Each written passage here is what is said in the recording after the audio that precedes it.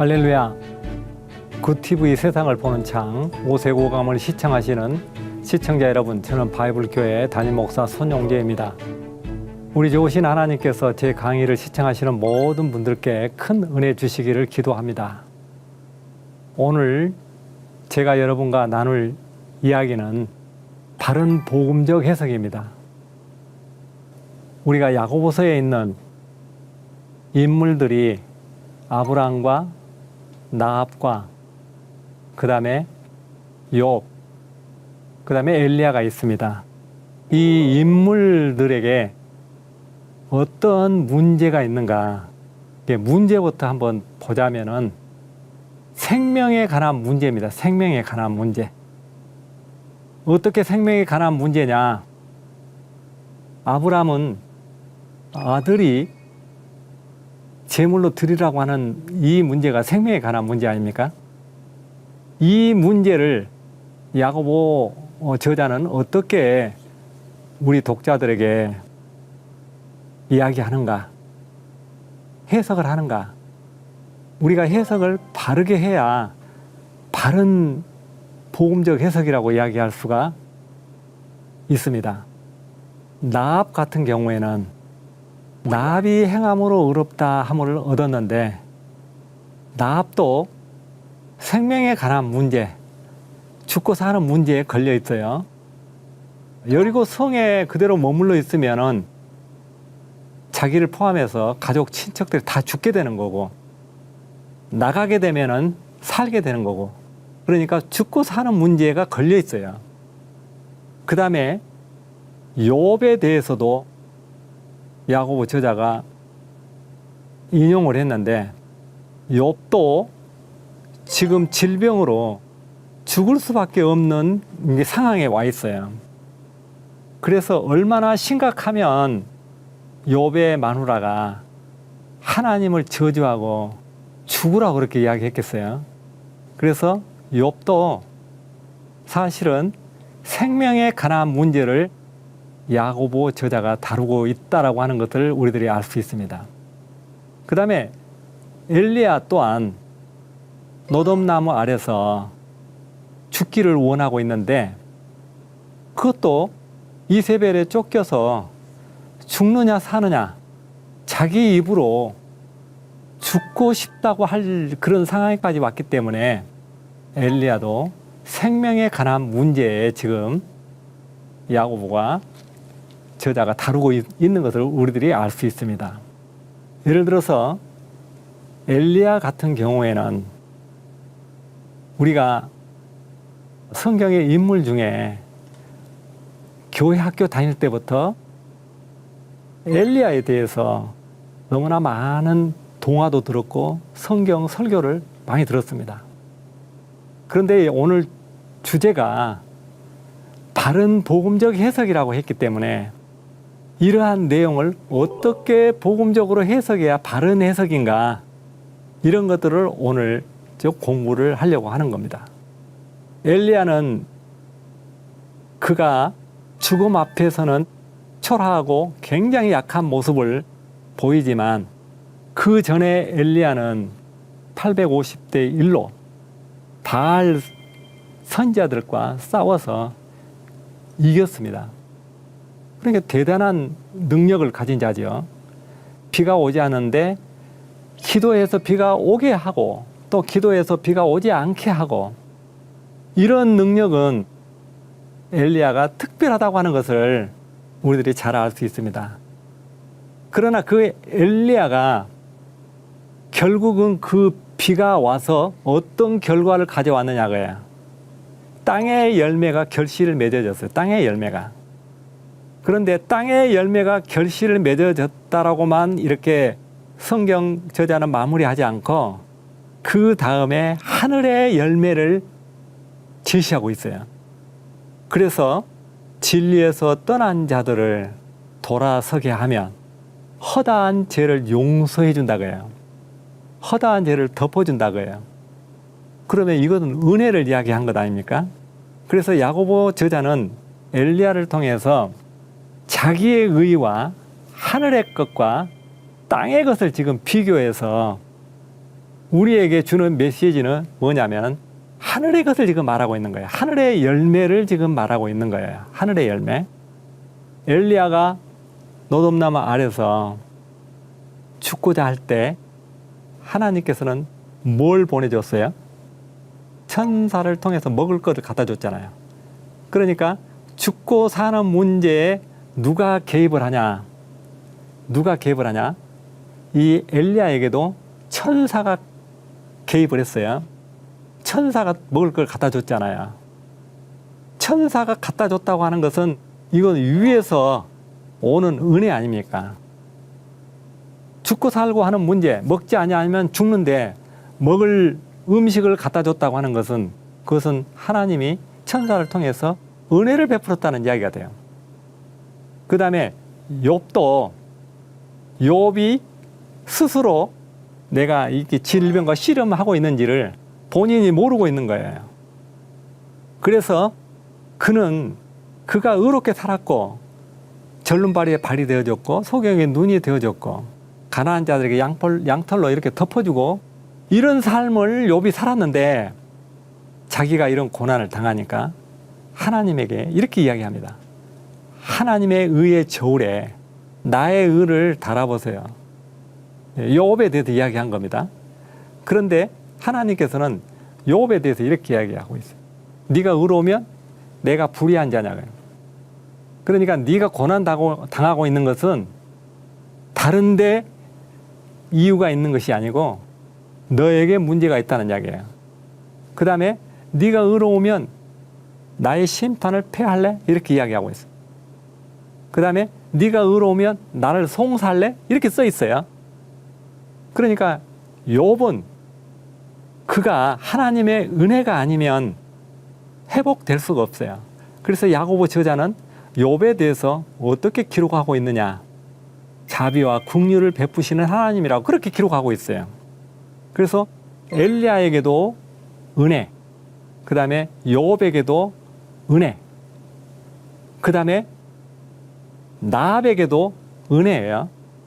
나합이 정탐꾼을 숨겨주고 도망가게 해주고 또 먹게 하고 이렇게 해서 또 자기가 가족들을 살려내라고, 내가 당신들을 살렸으니까 당신도 우리 가족들에게 우리 아비의 집을 선대하라고 해서 욥이 살게 된 것이 아니고, 저자 야고보는 뭐라고 기록하고 있냐면은 다른 길로 나가게 할 때 누가 나합이 정탐꾼을 사자를 접대하고 다른 길로 나가게 할 때, 그러니까 정탐꾼이라고 써 있지만 저자 야고보는 사자라고 기록하고 있어요. 사자라고. 그러면 사자라고 기록했을 때는 아까 엘리야에게도 천사가 나타났고 그 다음에 아브라함에게도 양을 준비했죠. 그 다음에 나합에게도 천사가 사실은 나타난 거예요. 그러니까 내 인물들을, 이 생명의 문제를 누가 어떻게 사망에서 생명으로 이렇게 인도하느냐, 보호하느냐, 모두 다 위에서 은혜로 자비와 긍휼로, 그 다음에 아브라함에게는 양을 준비해서 죽을 수밖에 없는 그 상황을 면하잖아요. 그 다음에 엘리야도 먹을 것이 없는데 죽고자 했을 때 천사를 통해서 먹을 것을 공급해 주셨어요. 우리가 엘리야에 대해서 더 많이 알고 있죠. 엘리야는 죽고 싶다 할 때 하나님께서 엘리야에게 어떻게 말씀하셨는가? 로마서에 기록되어 있는데 바알에게 무릎 꿇지 않는 7,000명을 준비했다.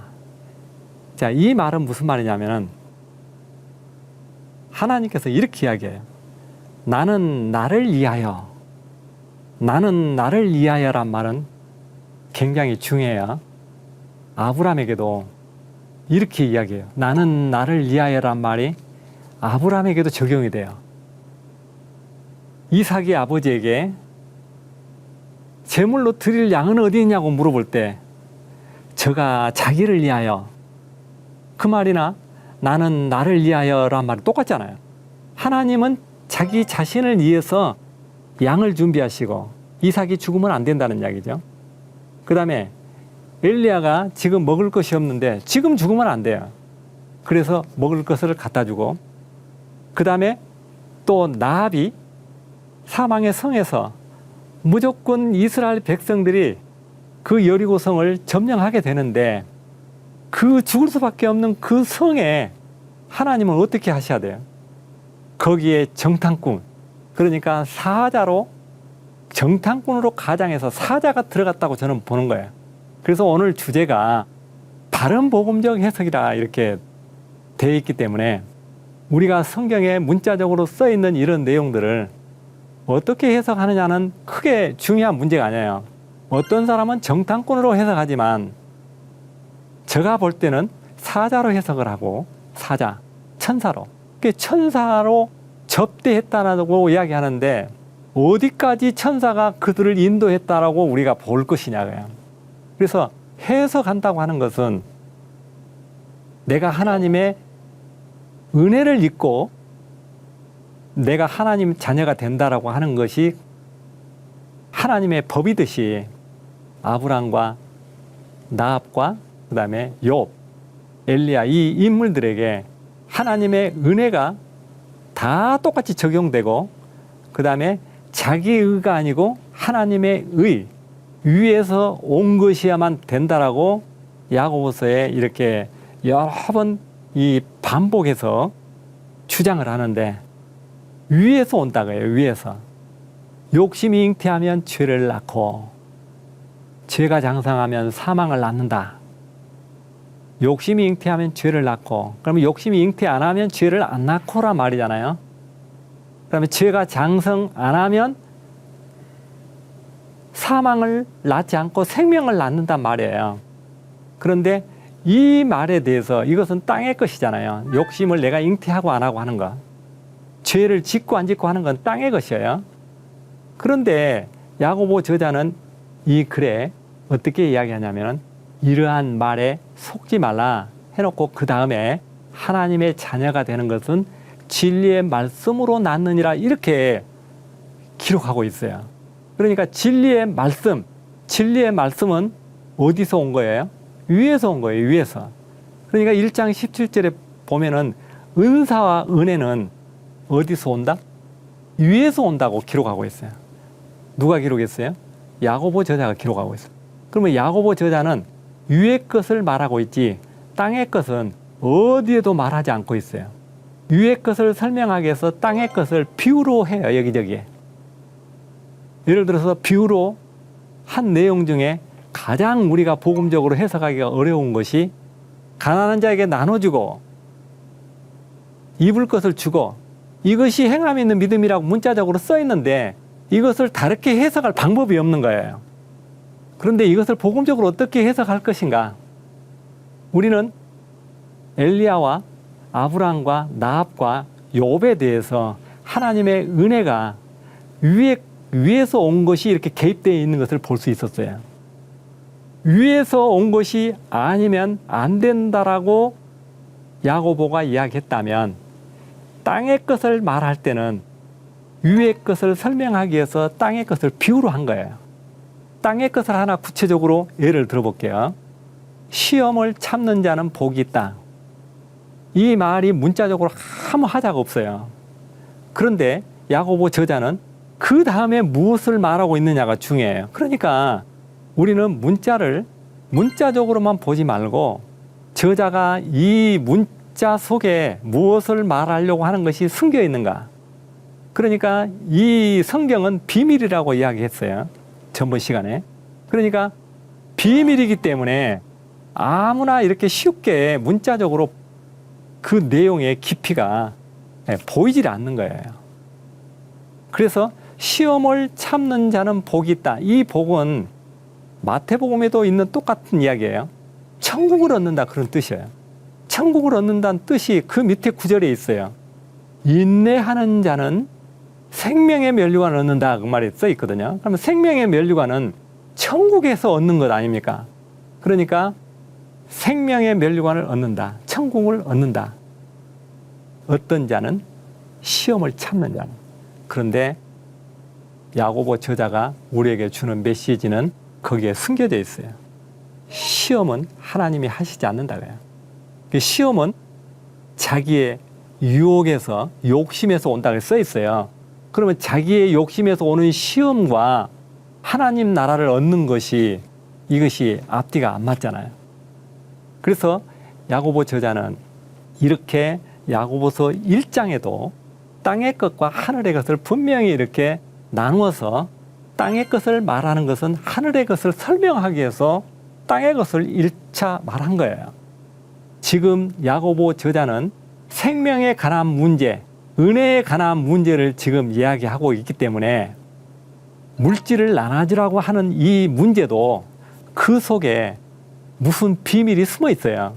거기에 저자가 우리에게 주고자 하는 중요한 메시지가 그 속에 들어있는데 그걸 우리가 놓치는 거예요. 자, 이렇게 보면 됩니다. 자, 물질을 나눠주라고 했는데 물질의 문제는 야고보 저자도 말을 했지만 누가도 말하고 그 다음에 요한도 말하고 바울도 말하고 그 다음에 마태도 말하고 다 해요. 마태는 꾸고자 하는 자에게 주라 그래요. 그 다음에 누가는 너 가지고 있는 걸 다 팔아 가난한 자에게 나눠주고 구제하고 나를 따르라 그렇게 기록이 돼 있어요. 그게 물질이잖아요. 물질을 나눠주라 그렇게 돼 있어요. 요한도 이렇게 똑같이 비슷하게 이야기해요. 궁핍한 자에게 먹을 것을 주지 줄 마음을 막으면, 그러니까 궁핍한 자가 있다는 이야기죠. 배고픈 자, 헐벗은 자에게. 야고보 저자도 가난하고 헐벗은 자에게 먹을 것을 주지 아니하면 행함이 없는 믿음이다, 죽은 믿음이다 이렇게 말하고 있어요. 바울은 이 문제에 대해서 좀 다르게 이야기하고 있어요. 바울은 내가 가지고 있는 것을 다 팔아 구제해도 하나님이 주신 사랑이 그 안에 없으면, 생명이 없으면 아무 소용이 없다 이렇게 이야기하고 있어요. 그러니까 먹을 것을 나눠주라, 입을 것을 주라. 이 말은 무슨 말이냐면은 공통적으로 먹을 것을 입을 것을 나눠주려면은 먹을 것 입을 것이 있어야 돼요. 우리는 여기서 저자가 말하고자 하는 주요 핵심 메시지는 뭐냐? 하늘 생명을 지금 말하고 있다고 그랬잖아요. 하늘 생명을 나눠주려면 하늘 생명을 물질을 가지고 있어야 나눠주듯이 하늘 생명도 가지고 있어야 나눠준다는 뜻이에요. 이런 말이 야고보서에 어디 써 있느냐? 야고보서의 2장 8절에 써 있어요. 8절에. 어떻게 써 있느냐 하면은 사랑에 대해서 뭐라고 써 있냐면은 최고한 법이다 이렇게 써 있어요. 최고한 법은 가장 급한 법이라는 이야기예요. 그러니까 야고보 저자는 2장 8절에서부터 이 사랑, 생명을 살리는 이 사랑을 지금 이야기하고 있는 거예요. 그 다음에 사랑은 어떻게 하는 것이냐? 그 답을 야고보서 2장 25절에 나합이 자기 가족들을 사망에서 생명으로 옮기는 것이다 라고 이걸 결론을 내고 있어요. 우리는 야고보 저자가 뭘 지금 묻고 뭘 말하고 있고 무엇을 메시지를 우리에게 주는 것인지를 우리가 성경을 통해서 문자적인 속에서 그 비밀을 찾아내야 되는데, 찾아내야 바른 복음적 해석을 하는데 찾아내지 못하면 문자적인 것을 그대로 강요하고 그대로 전하면 다른 복음이 된다 그 말이에요. 다른 복음. 자, 우리가 세상에서 다른 종교에서도 나눠주고 도와주고 선하고 구제하고 베풀고 하는 것은 다른 데 다 해요. 그런데 그렇게 해야 이거 믿음으로 행함 있는 믿음이 된다면 문제가 있는 거예요. 그러면 무슨 문제가 있느냐? 저자가 은혜를 지금 내 인물을 통해서 은혜를 말하고 있는데 하늘에서 온 것이야만이 모든 것이 해결되는 것으로 말하고 있는데, 우리가 문자적으로 보면 내가 노력해서 내가 가진 것으로 다른 사람한테 나눠 주어야 행함 있는 믿음이라고 문자적으로 돼 있기 때문에 야고보 저자가 우리에게 주고자 하는 메시지와 안 맞아버린 거예요. 또 한 가지는 경건에 관한 문제예요. 경건. 우리가 경건해야 된다. 마음을 다스려야 된다.